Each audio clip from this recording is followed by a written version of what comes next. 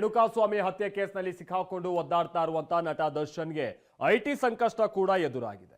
ಕೊಲೆ ಟೈಮ್ನಲ್ಲಿ ಸಾಕ್ಷ್ಯ ನಾಶಕ್ಕೆ ಹಣ ಸಂಗ್ರಹ ಮಾಡಿದ್ದಂತ ಆರೋಪದ ಜೊತೆಗೆ ಹಣದ ಲೆಕ್ಕ ಕೂಡ ಈಗ ದರ್ಶನ್ಗೆ ನುಂಗಲಾರದ ತುತ್ತಾಗಿದೆ. ಸದ್ಯ ಲಕ್ಷಾಂತರ ರೂಪಾಯಿ ಹಣ ಸಂಗ್ರಹಿಸಿರುವಂತಹ ಸಂಬಂಧ ಐಟಿ ಇಲಾಖೆ ಗ್ರಿಲ್ ಅನ್ನ ಮುಂದುವರಿಸ್ತಾ ಇದ್ದು, ದರ್ಶನ್ ಏನೇನು ಹೇಳಿದ್ದಾರೆ, ಹಣ ಸುಮಾರು 80 ಲಕ್ಷಕ್ಕಿಂತ ಹೆಚ್ಚಿನ ಹಣ ಹೊಂದಿಸಿರುವ ವಿಚಾರವಾಗಿ, ಹಣದ ಮೂಲದ ವಿಚಾರವಾಗಿ ಬನ್ನಿ ರಿಪೋರ್ಟ್ ಅಲ್ಲಿ ನೋಡ್ಕೊಂಡು. ದರ್ಶನ್ ವಿರುದ್ಧ ಸಾಕ್ಷ್ಯನಾಶಕ್ಕೆ ಹಣ ನೀಡಿದ್ದರೆಂಬ ಆರೋಪವಿದ್ದು, ತನಿಖೆ ವೇಳೆ ದರ್ಶನ್ ಮತ್ತು ಪತ್ನಿ ವಿಜಯಲಕ್ಷ್ಮಿ ಹಾಗೂ 3 ಆರೋಪಿಗಳ ಮನೆಯಲ್ಲಿ 82 ಲಕ್ಷ ರೂಪಾಯಿ ಹಣ ವಶಕ್ಕೆ ಸಿಕ್ಕಿತ್ತು. ಇಷ್ಟೊಂದು ಪ್ರಮಾಣದಲ್ಲಿ ನಗದು ಸಿಕ್ಕ ಹಿನ್ನೆಲೆ ಐಟಿ ಇಲಾಖೆ ತನಿಖೆಗಿಳಿದಿತ್ತು.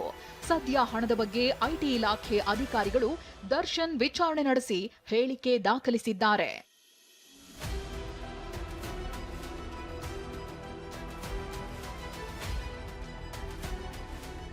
ಮೊದಲಿಗೆ ಐಟಿ ಅಧಿಕಾರಿಗಳು ಕಳೆದ 6 ವರ್ಷಗಳ ಸಾಲದ ಬಗ್ಗೆ ಪ್ರಶ್ನೆ ಕೇಳಿದ್ರು.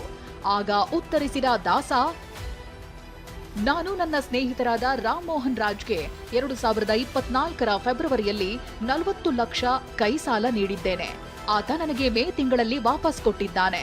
ಹೀಗೆ ಕೊಟ್ಟ 40 ಲಕ್ಷದಲ್ಲಿ ನಾನು ಕೃಷಿಯಿಂದ ಸಂಪಾದಿಸಿದ್ದ 25 ಲಕ್ಷ, ಇನ್ನುಳಿದ 15 ಲಕ್ಷವನ್ನ ಪಶುಸಂಗೋಪನೆಯಲ್ಲಿ ಸಂಪಾದನೆ ಮಾಡಿದ್ದೇನೆ ಅಂತ ಉತ್ತರಿಸಿದ್ರು. ಕೊಲೆ ತನಿಖೆ ವೇಳೆ ದರ್ಶನ್ ಮನೆಯಲ್ಲಿ 37,50,000 ರೂಪಾಯಿ ಸಿಕ್ಕಿತ್ತು. ಈ ಬಗ್ಗೆ ಕೂಡ ಹೇಳಿಕೆ ದಾಖಲಿಸಿದ್ರು. ನನ್ನ ಬಳಿ ಸಿಕ್ಕ ಹಣಕ್ಕೆ ಮತ್ತು ನನ್ನ ಪತ್ನಿಯ ಬಳಿ ಸಿಕ್ಕ ಹಣಕ್ಕೆ ಸದ್ಯ ಯಾವುದೇ ದಾಖಲೆ ಇಲ್ಲ. 2024-25ರಲ್ಲಿ ಸಲ್ಲಿಕೆ ಮಾಡುವ ಆದಾಯ ತೆರಿಗೆ ಮಾಹಿತಿಯಲ್ಲಿ ಉಲ್ಲೇಖ ಮಾಡ್ತೀನಿ ಅಂತ ಹೇಳಿದ್ರು.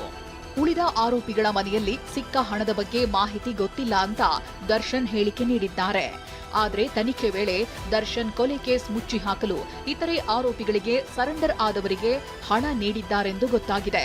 ಐಟಿ ಇಲಾಖೆ ಈ ಹಣವನ್ನ ತನ್ನ ಸುಪರ್ದಿಗೆ ಪಡೆದಿದ್ದು, ದರ್ಶನ್ಗೆ 82 ಲಕ್ಷ ರೂಪಾಯಿ ಸಂಕಷ್ಟ ಹೆಗಲೇರಿದೆ. ಪ್ರದೀಪ್ ಚಿಕ್ಕಾಟಿ, TV9 ಬೆಂಗಳೂರು.